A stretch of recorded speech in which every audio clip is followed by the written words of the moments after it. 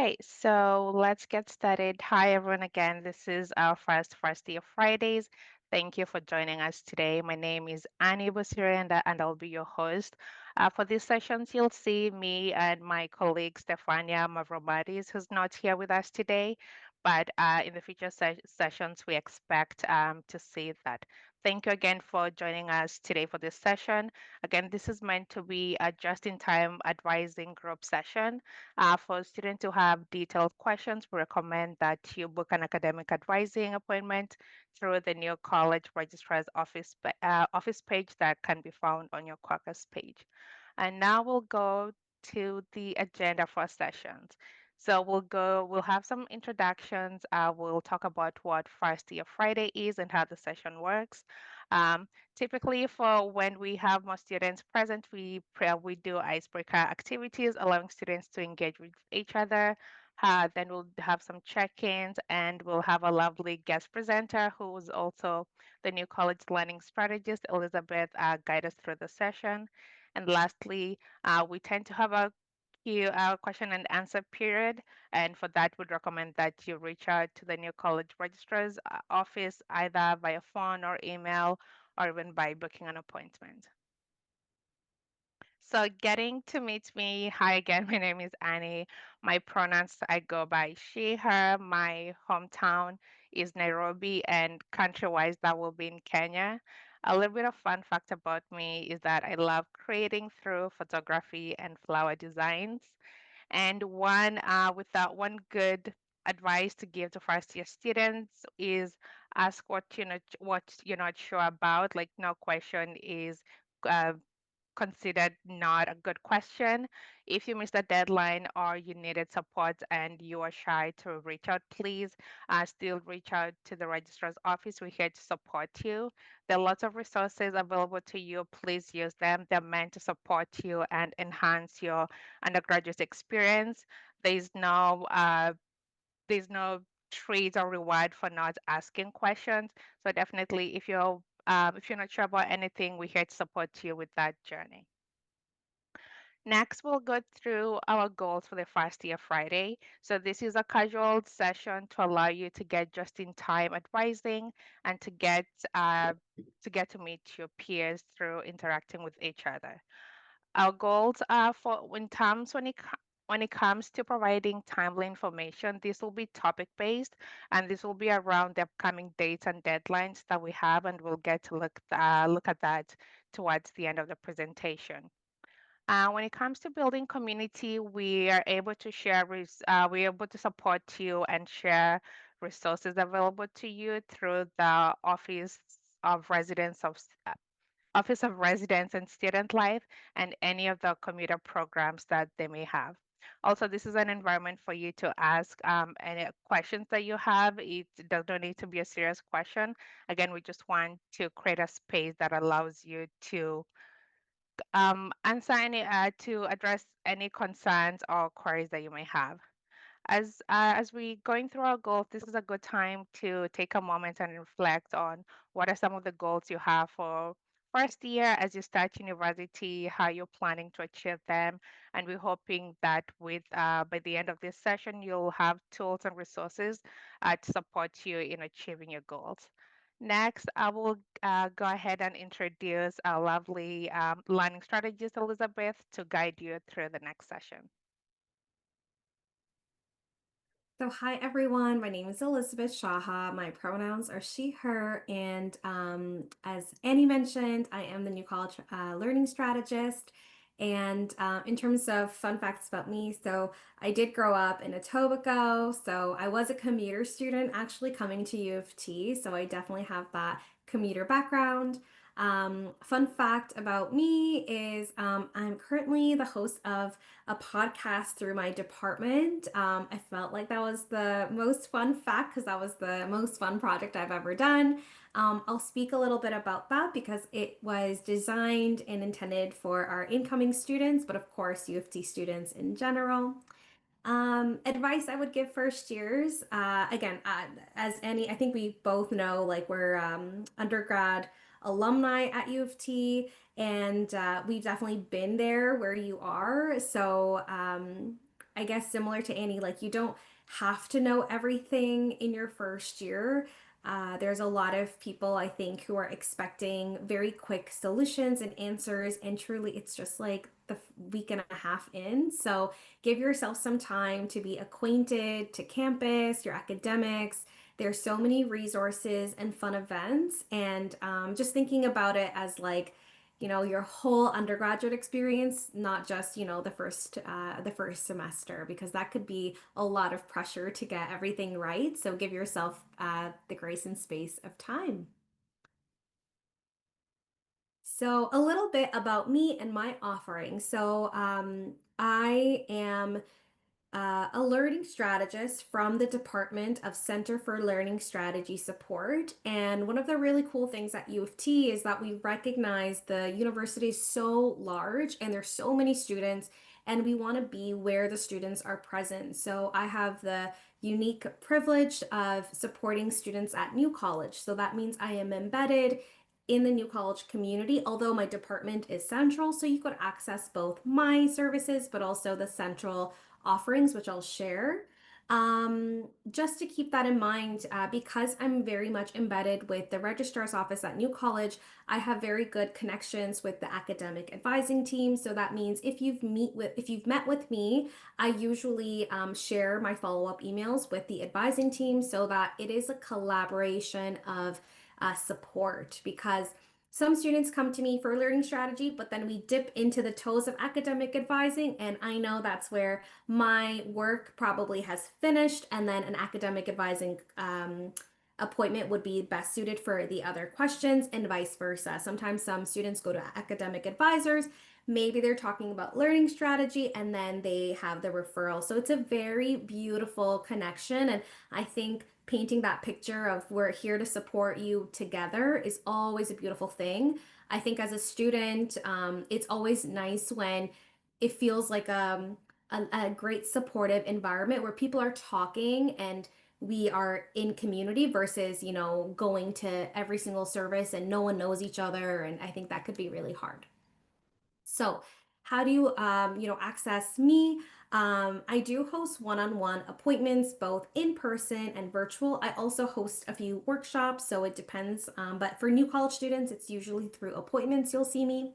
My office, right now, today I'm virtual, but my office is located in Wetmore Hall in the registrar's office wing. So, yeah, so that's something that you are welcome to access.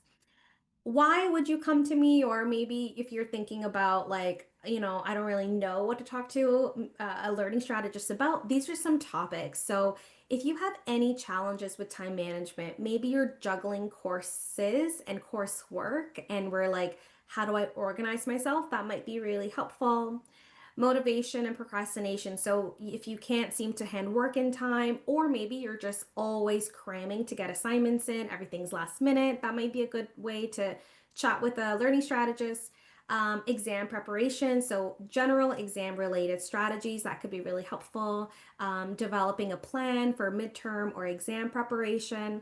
Also, just keeping in mind that learning strategists are generalists. So when you talk to us, we're happy to help navigate these challenges and concerns, but we will also very much share with you, like, what are things that you should bring up with your TA, professor. Maybe you need to go to the writing center instead. Maybe you need to bring this concern to an academic advisor, right? We could talk about the juggling of coursework, but if you're like, I need to drop a course, that means it's not me. It's probably you should meet someone like Annie, right? So just keeping in mind some of these topics, it might relate to other places and offices and people, and we'll make that referral. Resources for you as a first year student. So, learning how to learn. This is our workshop series. It's offered all year round and even in the summertime. So, feel free to check those out. The time management motivation exam, these are all topics that are reoccurring, and we want you to engage with us there. We have the CLSS resource library. So, that is a lot of tip sheets that you could access. So, I think that's a really good place to start. We have the You Learning podcast, which I'll share a little bit about in the next slide. But we also have learning strategy support for first year students. So, this is a first year cohort experience where there's a series of workshops.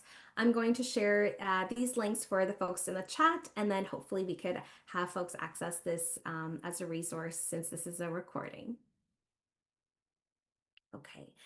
So, the You Learning podcast, this is a podcast that I'm actually the podcast host. It was a summer initiative that I did, and we have about 6 episodes. So, a few things to consider. The first episode is about navigating learning at U of T. So, it's talking about really me, explaining how the first year journey, what to look out for, how to make use of the first few weeks. So, I think that could be a good place to start.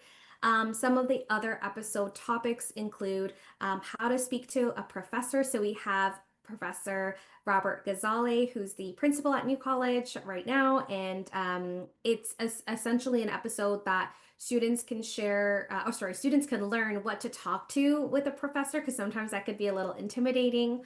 And we talk about how to bounce back after midterms. So, again, I know midterms are still coming up, but that's a really great episode to think about.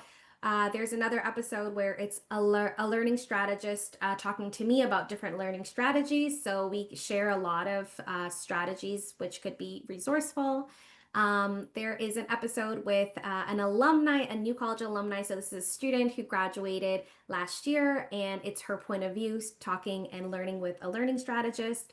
And then I believe there's another episode, really, really cool episode about academic integrity and Gen AI. So we are really in the realm of using Gen AI as a tool. But again, there's some nuances to that. So it's good to pay attention. And then finally, with academic integrity, I know, we don't really come to U of T thinking academic integrity because is going to be part of our journey. But in case that is something that happens, it's just good to know about these things. So those are some of the topics. You could actually find this on the website. So it's uft .me/you learning pod. But literally you could go on Spotify, Apple Podcasts, iHeartRadio, and if you just search up You Learning, you will see that podcast. And yeah, I hope it's helpful. Thank you, Elizabeth, for sharing that. That's really important information to know, especially with a podcast. I appreciate that we now switching into different methods that students can take in information, right? I think we're so used to, the typical lectures, tutorials, but having access to this important information via, via podcast, and, you could listen to it on your commute when you don't have any classes. It's a great way to have this information right at your fingertips. Thank you again, Elizabeth, for that. So, as we wrap up our presentation for today, we'll talk about the upcoming dates and deadlines. Again, this is one of the goals we have for First Year Friday. So, one of the deadlines that's just started is the credit no credit deadline that started on September 15th. Before we get to know to see how long the duration students have of using credit no credit, let's understand what credit no credit is. So degree students have an option to complete a distribution requirement or an elective course taken at any of the three U of T campuses. This option gives you the flexibility to take courses outside of your program area with no impact to your grade point average for a maximum of 2 credits. So students have up to a maximum of 2 credits to use towards the credit no credit. How this works is that if you pass the course with a final grade of at least 50%, annotation of CR will appear on your transcript. Marks below that will be assessed as a no credit. So getting 50 and below will be assessed as a no credit, and it will also be recorded on your transcript accordingly. Students have the option of requesting credit no credit within the appropriate request period, and I'll get to show you that in a few minutes.